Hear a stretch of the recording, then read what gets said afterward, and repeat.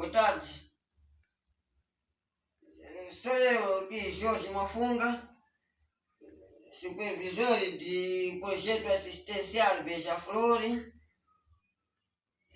Estou aqui no estoque.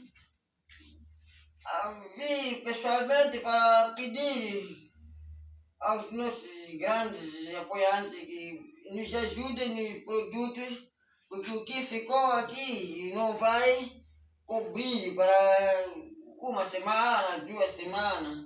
É muito pouco. Agora pedimos com todo vigor para possibilitar.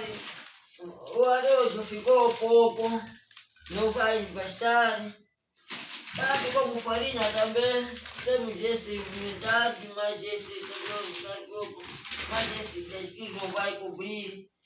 Feijão ficou esse 2 quilos, não basta para ficar umas 2 refeições.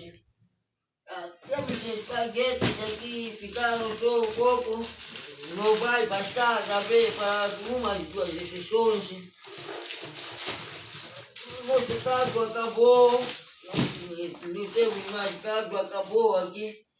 Pedimos com toda a força que nos apoiem para essa semana, depois vamos ver o que podemos fazer lá à frente.